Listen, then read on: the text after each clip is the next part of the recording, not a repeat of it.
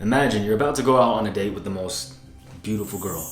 Imagine she's like perfectly your type too. Like she's sweet, kind of shy, she's got a beautiful smile, eyes that just light up the world. Basically just pretty much describing my own wife. But no, seriously though, like whatever the case, imagine you're a perfect girl. Maybe she's got green eyes, maybe she's real nice and petite, she's got a nice round booty. Maybe not think about it too hard. I don't want you to get all freaking distracted here. But anyway, say somehow, some way you gained enough courage to walk up to her and ask her out. I don't know, maybe you watched some Drexler videos beforehand and maybe I inspired you to just grab your nutsack and just walk straight up to her. Or maybe let's say I was actually right there with you. Like before you even went up and talked to her, I was right there alongside of you, hyping you up, getting you pumped up, and then I slapped you on your ass on your way out. Either way, you did it. And as you walk back to me, I dap you up, my man. And then right away, we get to shopping. We get you a dope fit for the date tomorrow night. Gotta make sure, you're looking drippy as frick. And then fast forward a few hours. Now it's the end of the night. You're thinking to yourself, okay, tomorrow's the big day. You look over, you got your fit hanging up right here. Bam, you're ready to go. You got your cologne over here.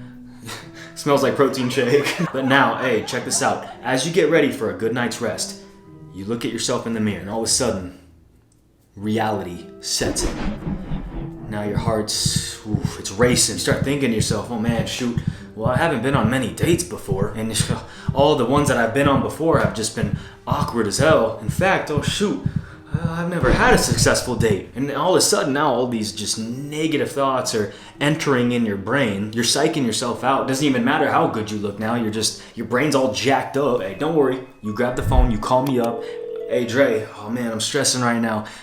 I need your help, my guy. So I end up dropping by the house and I give you my best advice. Now, before I dive into what that advice specifically is, just real quick story. At one point in my life, this was me. I remember when I was a little bit younger, right before I met Bree, I'd always get myself all ready, I'd get a nice haircut, look all good, look all fresh, but when it came down to the actual date, I would get myself so worked up that I would actually throw up before I went out. And the reason why is because I was never successful with women. Simple as that. Before I became a man, I was kind of just really awkward looking, especially like middle school, high school. No girls liked me, but once I hit puberty, once I hit that growth spurt, once I started working on my looks, this is when girls actually started giving me a chance, which was great, but because I lacked experience, I didn't know what the heck to do. I didn't know how to act. I didn't know how to hold myself, and I just come off completely awkward. However, over the following years, I had a mentor / best friend who came into my life. His name was Roger. He showed me hands-on how to act, how to hold yourself around women, and he just made everything look so easy, so effortless. And from those moments on, I quickly realized that, oh, well, that's not too bad. This whole time I've been stressing myself out, making things 10 times worse and 10 times more awkward than they actually need to be. So going back to our little story here, it's the night before your date, you're hella nervous, so I sit you down, put my hand on your shoulder, I tell you to take a deep breath, and I tell you my best advice. Number 1, touch sooner rather than later.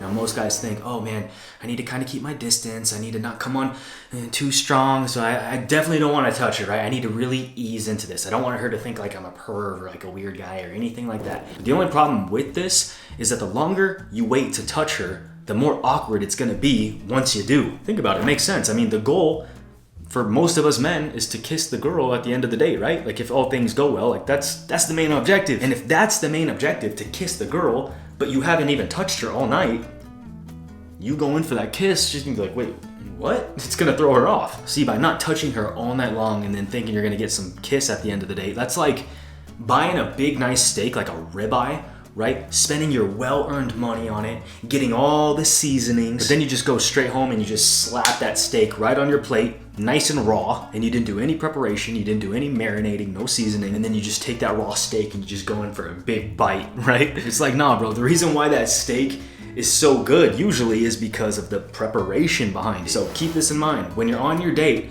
look, I'm not saying to grab her and just hang all over her, right? But some light touching here and there is perfect. And if she pulls away, I mean, obviously that's a sign to just kind of back up, like she don't want it. So in this case, yeah, maybe hands off just a little bit. Don't want to seem like you're all desperate. But if you do some light touching and she's digging you, she's gonna start getting closer and closer to you, bro. You watch. On my first date with Bree, I remember I took her longboarding, and I was teaching her how to longboard. So therefore, I was holding her hands. I would put my hand on the kind of like lower end of her back right here, and if she kind of like fell back or anything, I would grab her, of course. And hey, by the end of that night, bro, she was so close to me. She was so like in my face, like trying to get underneath my arm. And so, hey, if you can achieve that, what I did, you know how much more effortless it's gonna be to get that first kiss? See, touching is all about warmth.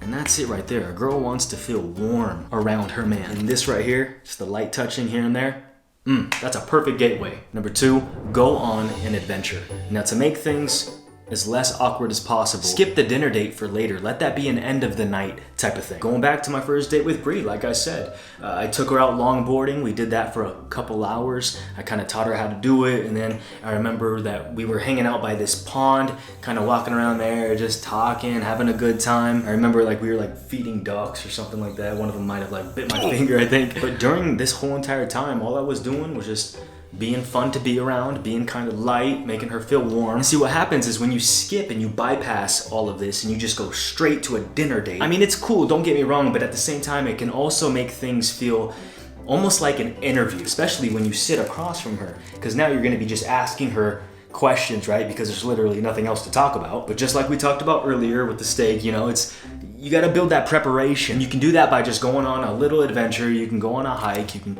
go on a walk, you can go to the beach. I know my friend Joel, he takes his girls on their first date to the rock climbing gym. And so when you do stuff like this, when it's not so just like one-on-one intense interview questions, it makes things light. And during this time, funny things will happen. Both you guys will probably do stuff that just kind of is a little embarrassing, right? Which is also great because then right away that breaks the ice. And so now by the time dinner rolls around, now there's no awkwardness whatsoever, and it's not gonna feel like some interview, which is number 3, don't interview her. Instead of just going straight to a dinner and asking her question after question after question after question, now you actually have things to talk about, and you can just keep it light. You can literally just talk about the day that you just had with her. You can laugh about all the things that happened that day. You can laugh about how, oh yeah, that time today where she fell off the longboard and everybody was looking at her, and how sexy it was when she got all embarrassed and did a big old snort or something like that. But hey, bro, you do that first. You lay some preparation, you lay some groundwork, you spend the day just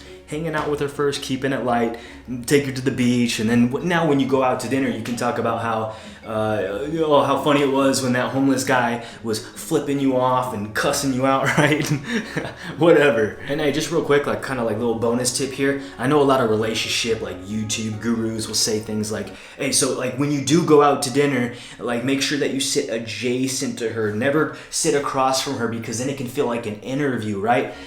Which I kind of get, bro, but I don't know. At the same time, it's like, I feel like if you lay the foundation first, you lay that groundwork, you hang out with her first, go on a little adventure. Then when you do go out with her on a dinner date, that one-on-one, face-to-face it's not going to feel like a big deal. And Bree said the same thing. Like, we both agree that when you go out on a date and you sit like adjacent, like I'm talking like first initial dates, it just feels kind of like middle school, junior high type of thing, right? And I feel like this is more awkward than anything, sitting like this. And like, I've always done this. Whenever I've taken a girl out on a date, like I always sat across from her. Because hey, as a man, I want to be able to look at her in the eyes. I want her to see my masculine presence, right? I want her to feel that warmth. I want her to see how relaxed I am, so that way she can relax. It always reminds me of that scene from James Bond with Daniel Craig, the first one, right? Where him and that girl are in that train together, and he's in that seat, bro, just chilling.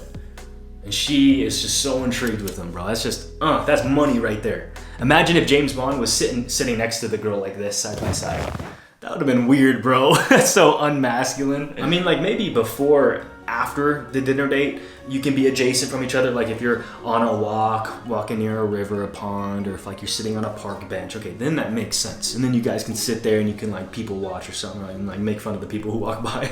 And just real quick, I know a lot of you are watching this right now and being like, well, Dre, I haven't done any preparation. I haven't hung out with her even one time, and I'm getting ready to go out on a date with her in like 1 hour. No worries, bro. Like you can still ask questions, obviously, and my main thing I'm telling you is just don't make it seem like an interview. Don't be asking like super hard, tough questions like, So what's your story? So like, where do you see yourself in 5 years? Like, what are you saying, bro? That's a hard freaking question to be asked right there on the spot. That's just weird. Just keep it light, dude. Things like, hey, so what do you like to do on your days off? What do you like to do for fun? What's your favorite movie? Who's your favorite character? Simple stuff like that. Actually, that's a good question because most people are similar to their favorite character, right? But that's a whole nother video, whole nother day. And number 4, be okay with awkwardness. Now, I know that's not what any of you want to hear, right? Awkwardness is the most stressful, scariest thing, right? But hey, check it out. The more fine you are with being awkward, the more you're just gonna relax and enjoy yourself. Your goal shouldn't be, oh man, I need to be the #1 guy. I need to have just the #1 confidence, the most game out of anybody. I need to make sure that there's just no awkward silences whatsoever and everything just needs to be absolutely perfect. Bro, you put standards on yourself like that, now you're gonna start messing with your own head. See, if you learn how to just be okay with awkwardness, with awkward silence, now you're gonna be able to relax and just enjoy yourself, right? And that should be the main goal. If things get a little awkward, so what? Who cares? The more you avoid awkwardness, the more awkward you're going to become. You're gonna get all like jittery and you're gonna get all stressed out and you're gonna start squeezing in like dialogue and start saying jokes because it's getting awkward and there's nobody's talked in like 10 seconds and then you're just gonna come off weird. Your jokes aren't gonna hit. Be okay with awkwardness, my brother. If you can master that, then what? You got nothing to fear. Now you can just relax. And what happens when you're just relaxed? This is now when you can be your best self. It's the same thing when like you're making love with a girl in bed. If you're all stressed out and you're all like worried about performance, right? And you're not gonna be able to perform. But the second you just relax and you just truly just enjoy yourself and you're fine with whatever happens, that's actually when your performance goes up. So hey, hope you enjoyed today's video. Please give this video a nice big thumbs up, hit the notifications button to be informed when I drop a new one. And don't miss out on this video right here. Until next time, peace always.